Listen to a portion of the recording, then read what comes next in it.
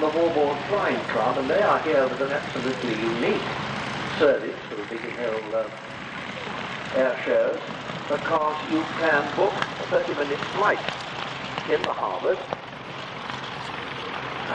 It's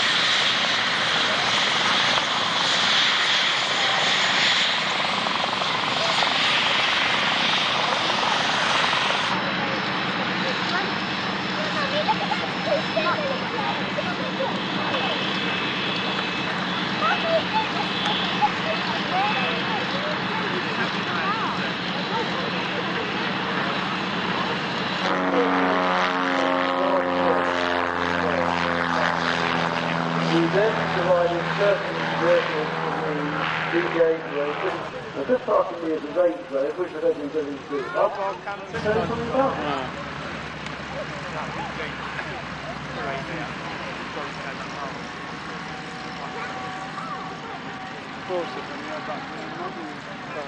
So, telling you something you know already, but the star of the bodies on the sides of these vehicles doesn't seem they're American. It's the Allied invasion star put on all Allied vehicles prior to D-Day in 1940 off of the back.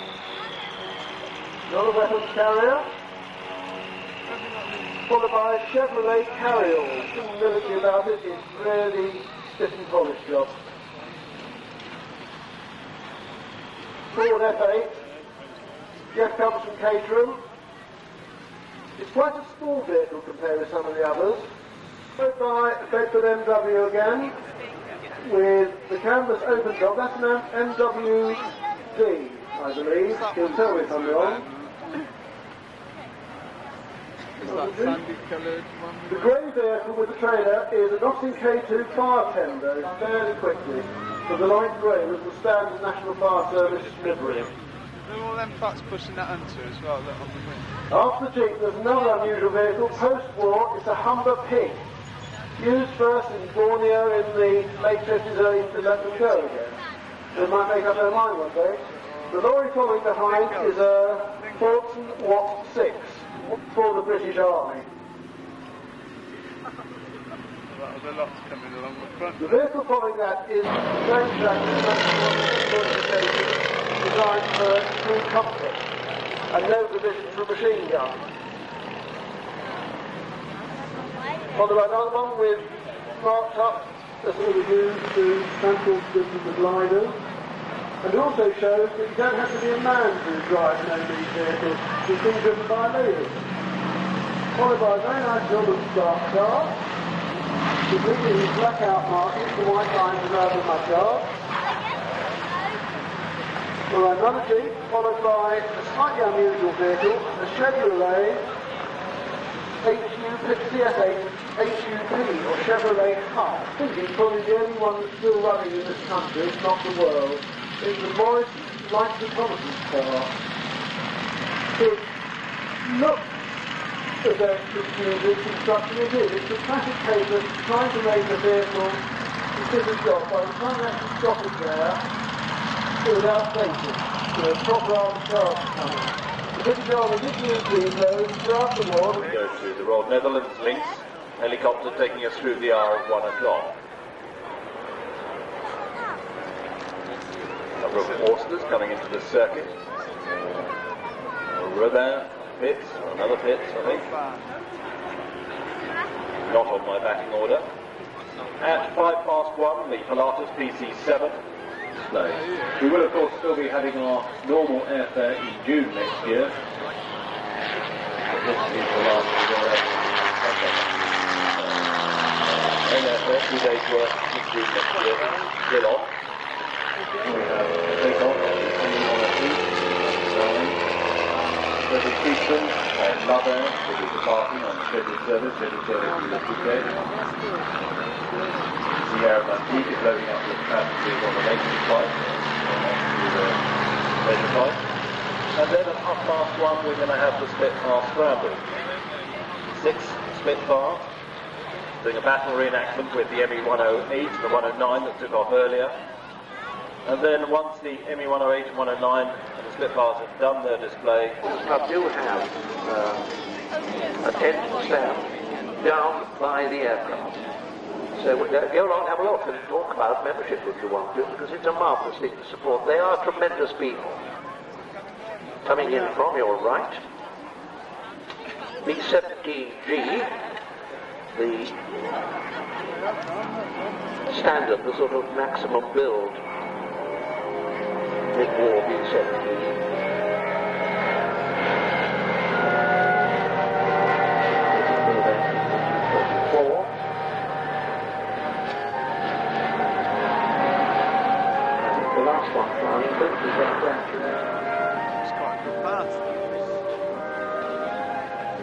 Bought in 1975 by Ken White, followed at shorter range of the two big American four-engine heavies of the United States Army Air Forces during the war. Of course, the United States Air Force only came along in 1947. But he caught the public imagination under the name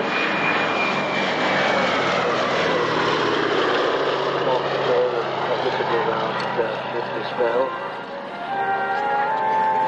And the other one, the consolidated Limner, a new BBC production called Over Here, which is why she's got no markings, because she plays the part of a brand new factory fresh B-17 arriving in the European Theatre of Operations, the ETL. That was done number 1.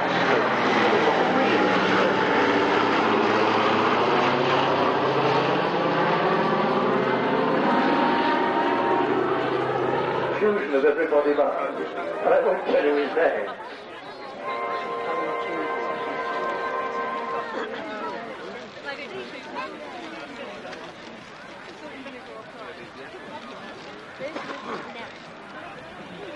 Coming back from your left. This design was back in 1935, when the first germ of an idea of aggressive air power was beginning to possible without a bit of luck to get anywhere near hitting a fast manoeuvring warship from high altitudes. And of course that great glory came with the 8th Air Force and the daylight bombing campaign in Europe.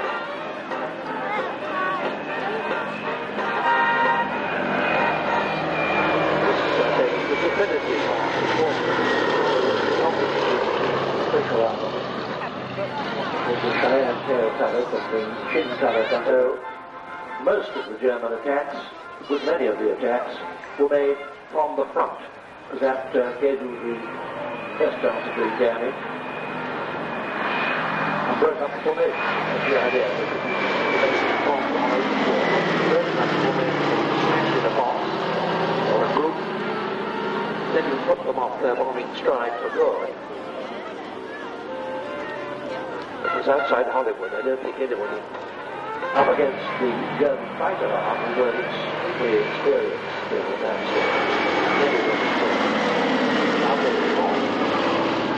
just like the RAF, they had to abandon unescorted daylight bombardment.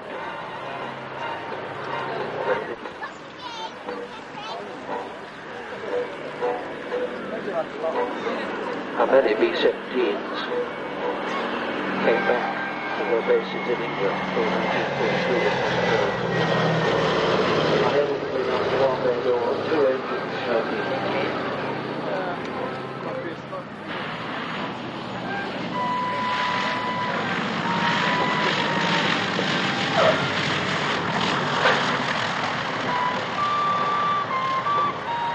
High-speed pass with his landing light on so we can spot him. And at least we got a bit more warning this time. At the Sunderland Airshow earlier on this year, he came in very low round the corner, and the noise that it made, it really...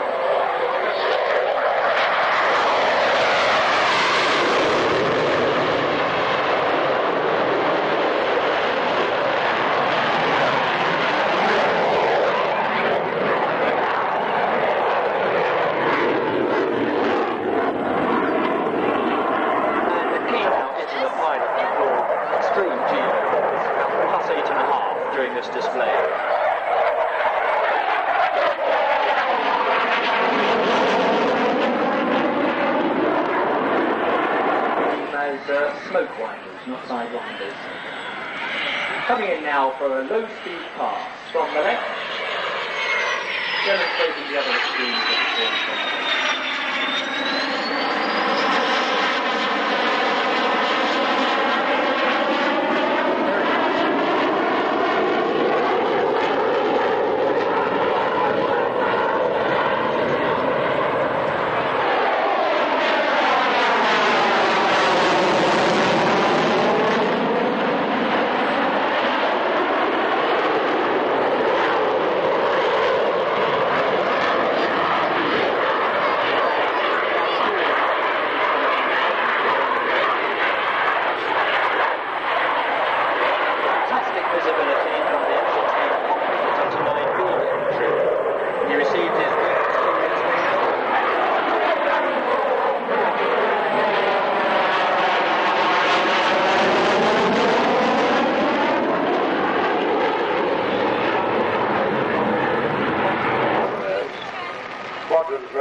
Train young naval officers in their particular sub-specialisation as helicopter pilots.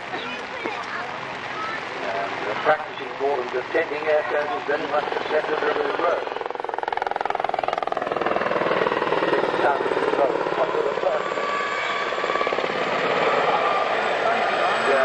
They did quite a lot of those. The shaft was the official forces station which is standing to the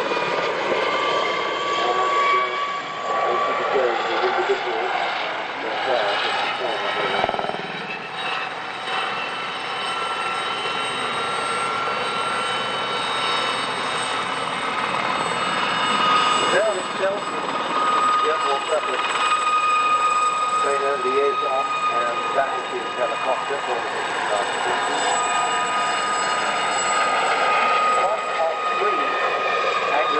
probably earlier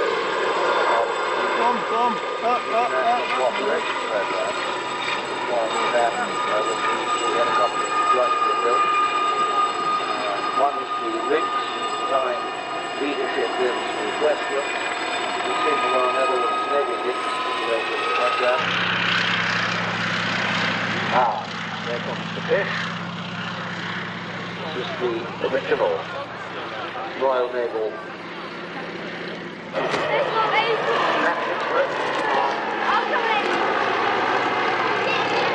aircraft carrier were was old enough, strong enough, slow enough to actually work on and off the deck.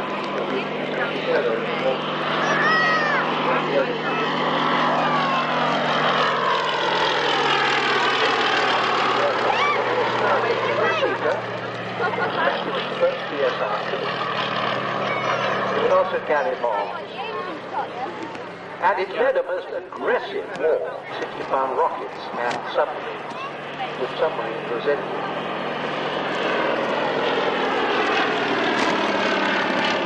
First one was built in 1936, which was glorious, not very early in the war. Action against Germany. In April 1940, that's the first U-boat expedition to the aircraft.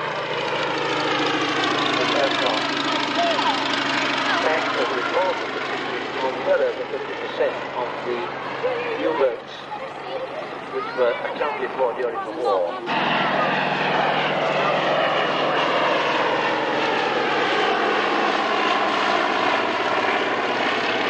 The light flashing on top there. It was also, John, the first swordfish markings of the leader of the second subflight from Illustrious with the successful attack. Crippled this one so that Tubby's had to capture. And it was thought that this particular aircraft had no actual war service, but in fact, her logbooks turned up and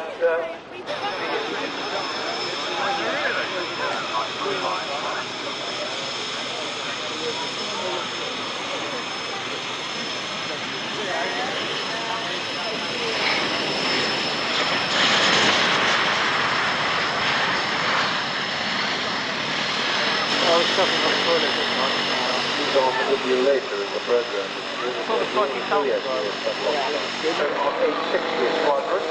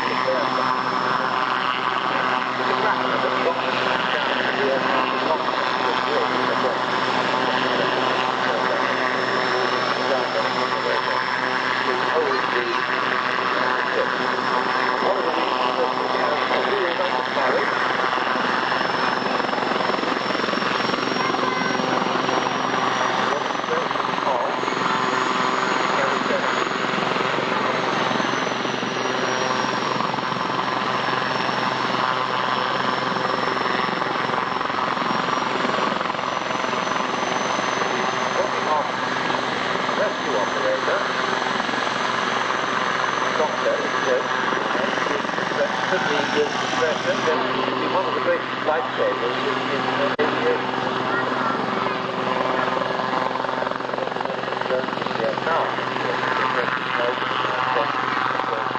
If you can get a battle casualty that onto the operation table while you're still in stock, with a 90% chance of saving your life. that can only be done with helicopters. And the drop in battle casualties is designed on this drop. QE of the earthwork. I don't know what that on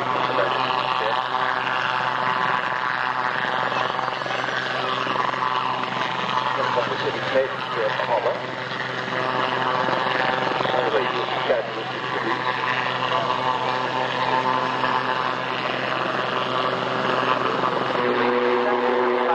terrorist and maritime surveillance, because basically what your helicopter could be armed with anything up to sea skewer or torpedoes, and Navy lynxes were used with great success in the Gulf War, and it extends.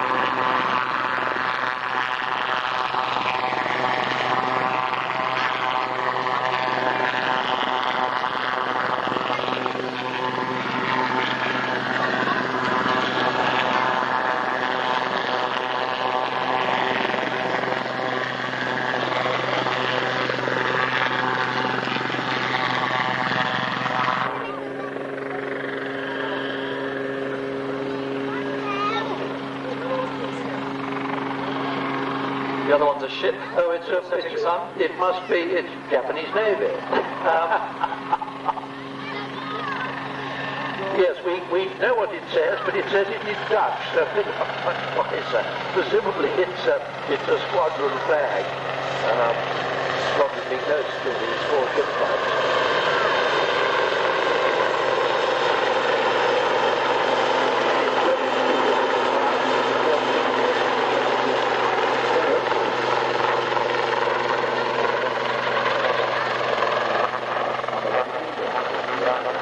Air Force in January 1989, and the Royal Netherlands Air Force has 10 of these aircraft which are stationed at Loosdrecht Air Base in the province. Which is where all the Royal Netherlands Air Force prospective pilots receive their elementary military pilot training, which is then followed by role training as helicopter pilots or fighter pilots.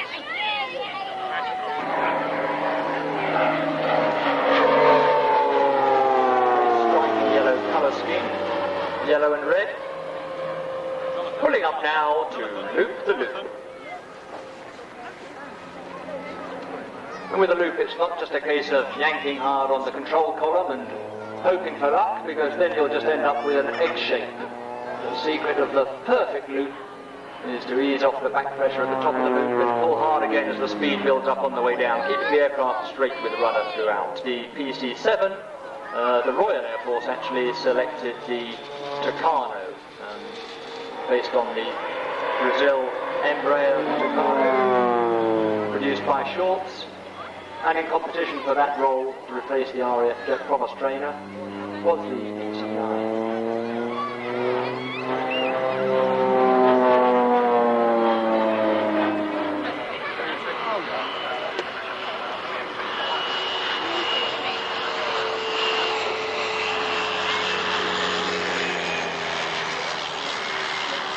Safely down, and before the next item, despite Spitfire's landing today, it'd be interesting to actually count how many Spitfire landings take place at Biggin Hill today.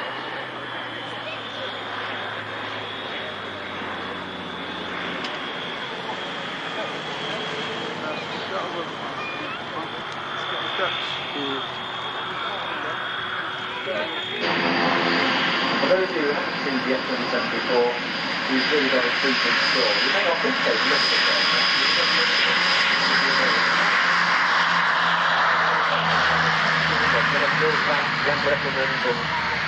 Smorenberg throw this aircraft around the sky is really spectacular. Look at that, wheels up, we're only a few feet off the deck, and smoke screens. I'd imagine if there were any passengers on board today, they'd be very nervous indeed.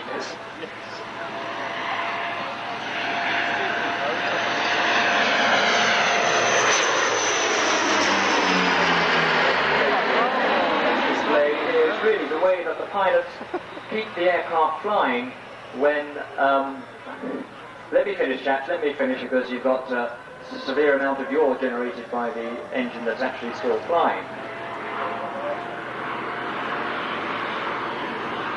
And it makes it easier if the left engine fails and you're doing the turn to the left, because it will power you around in the direction of the turn.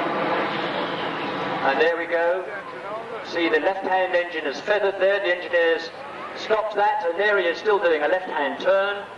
The power of the right-hand engine turning the aircraft in the direction of the feathered engine, but still very difficult to keep the aircraft straight and level, especially with flying a very fast curve.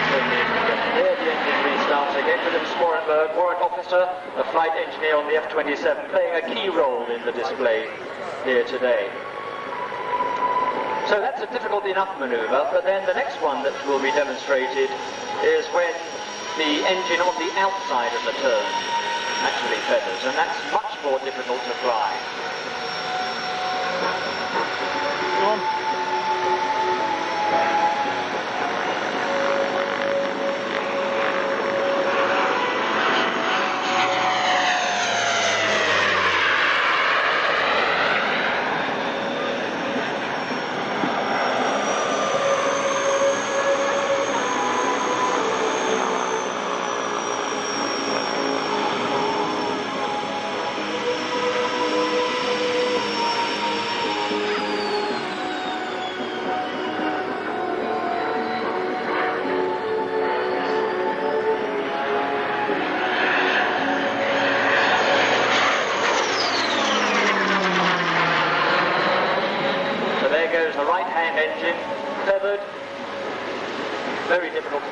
Because the inside engine is trying to turn the aircraft to the right, while the flight crew are, of course, trying to keep it turning in that turn to the left. And there goes the engine starting up once again.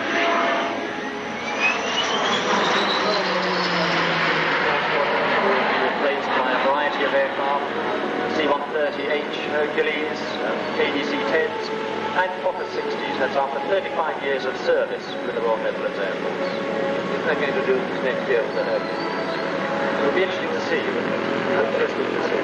Very interesting to me, like a big crowd.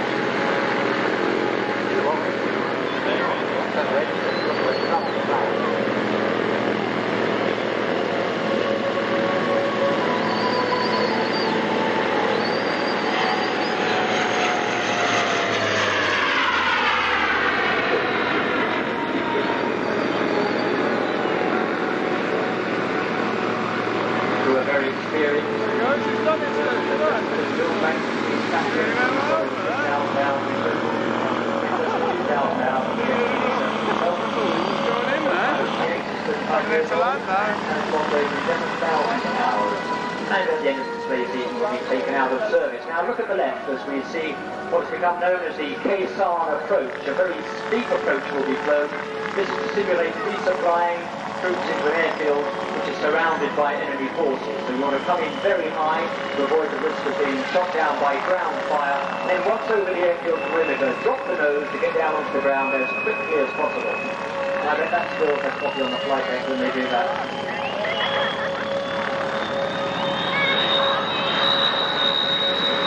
So called because of the it was first flown in Kaysan, Vietnam.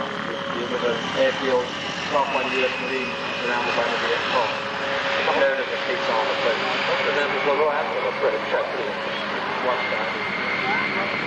That was a disaster.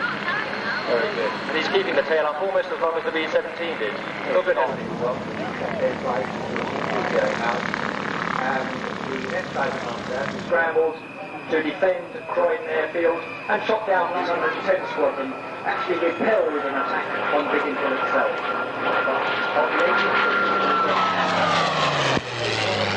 A flight attack took Biggin completely unaware. There's ME-109 coming in for a bombing run. Explosions off to the left-hand side. Going off now, ammunition dumps going up.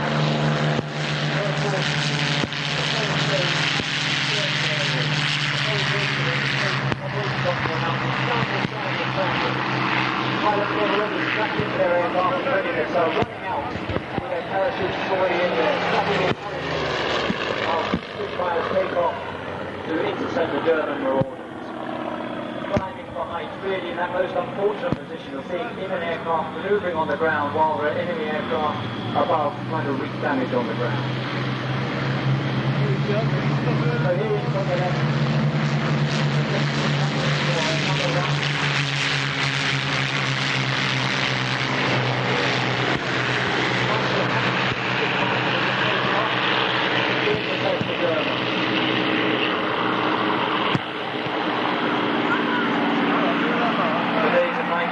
Often there wasn't the luxury of lining up on the formal hard runway to take off.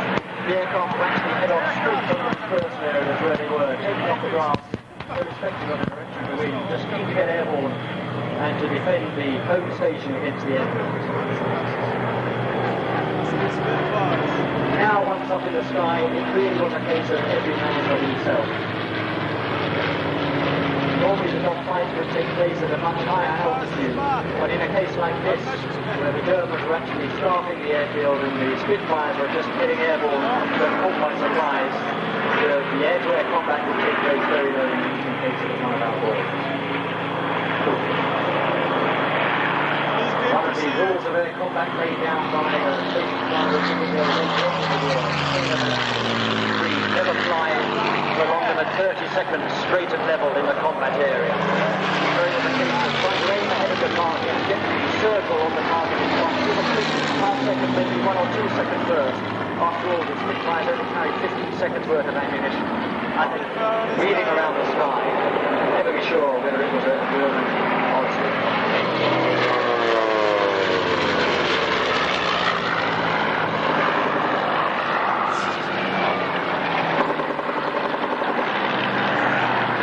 Really is every man for himself. A melee of aircraft wheeling and diving, climbing around the sky. The distinctive spiral nose cone of the Messerschmitt target. And then two machine guns and twin cannon up against the 8.33 rounds.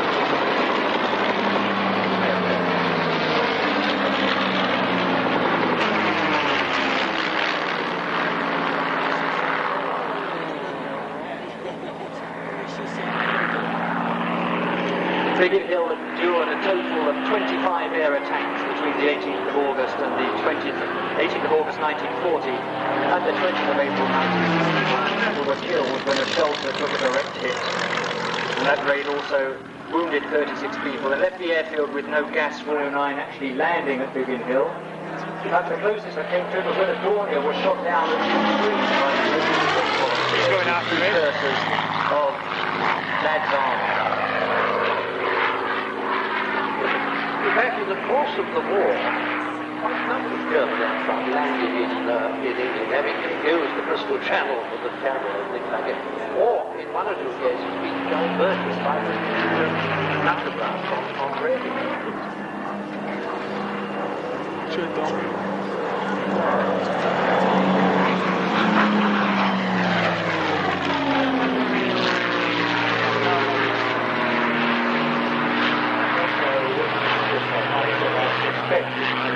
Atlante.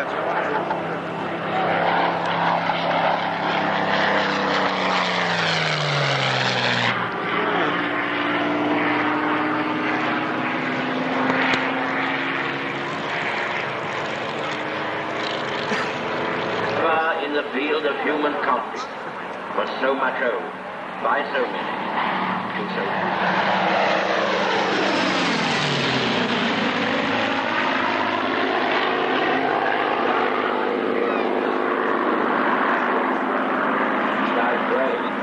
we will not be found unworthy of our history if after toil and tribulation it is drowned. For the rest, we have to gain the victory. That time.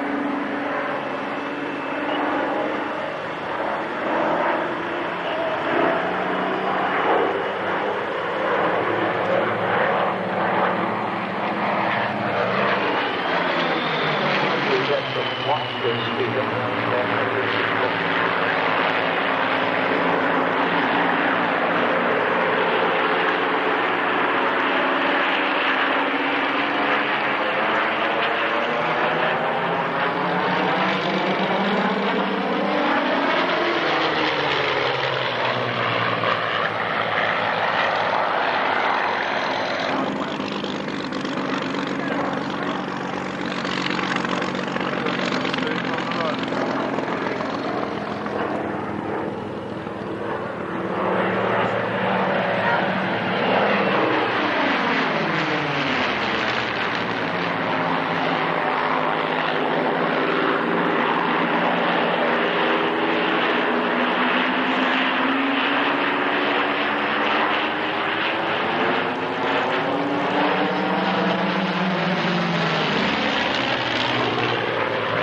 Right.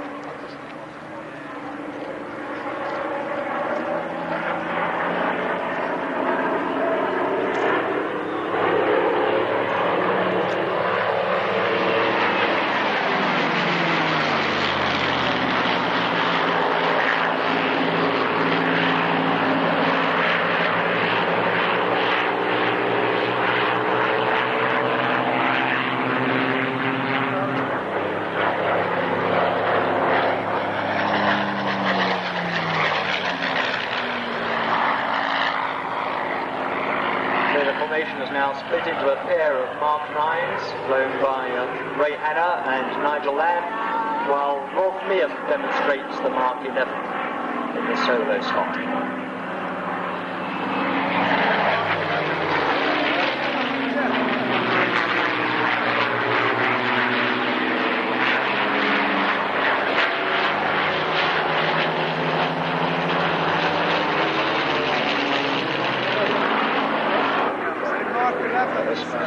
With that sound as well. I know.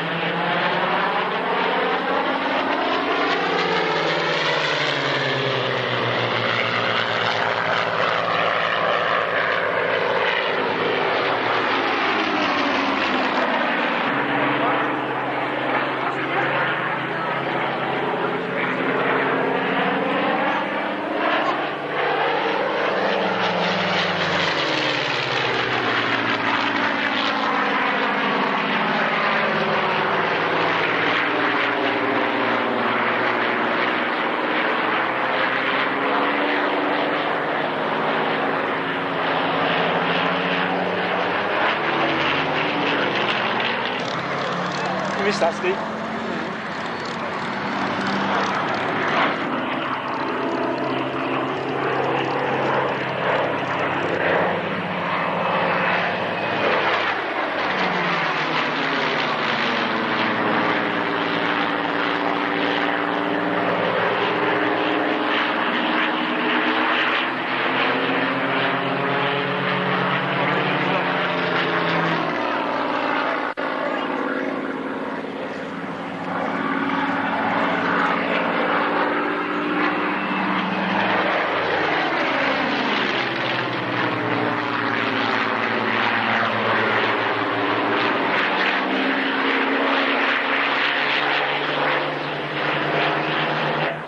Run-in and break.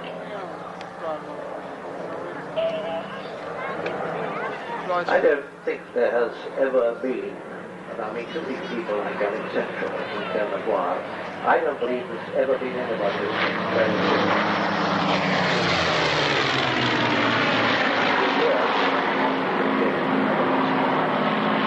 good. It belongs to Hans-Dieter Germany. I think it's the only Daimler-Benz engine one still flying in the States. I think so, yeah. It's made up in night fighter markings of a gentleman called Karl Müller, who's been a Lufthansa transport pilot.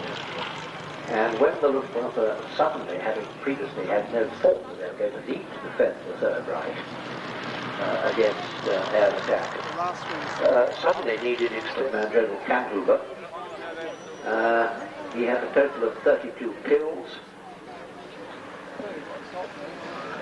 which in the absence in the early days of any effective British night fighter opposition, I mean later on we had mosquitoes in the street dealing with German night fighters. But initially you hung about over the cloud.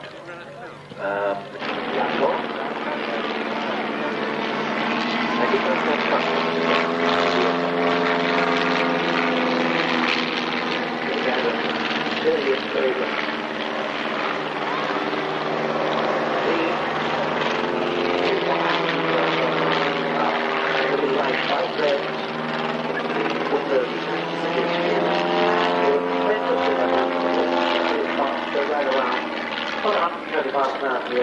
Not much over the 100 for the triplane, which was kept in very good hands. There's really no match for them. And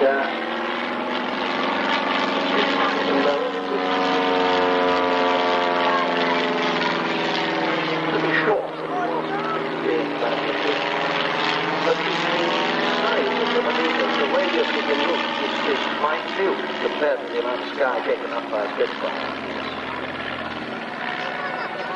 But those want to fly when you said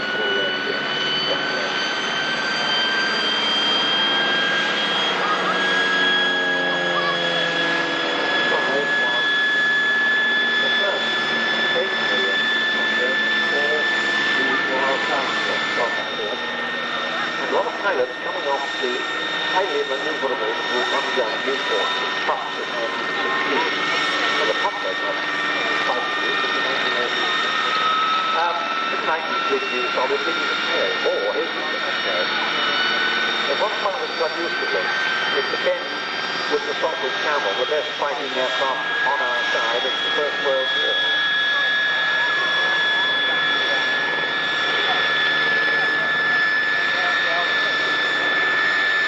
I think that's pretty short. Especially once you're moving around to the other end of the cycle.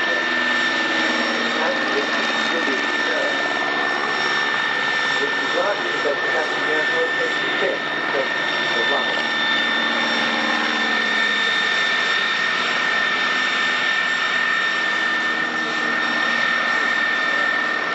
Edwards from the cockpit one of the triplane was it was the wing triplane was used with the that side. And we seem to have had our comeuppance here. SE5 closing in. There was, if you read the combat reports of World War I, that's a fairly soft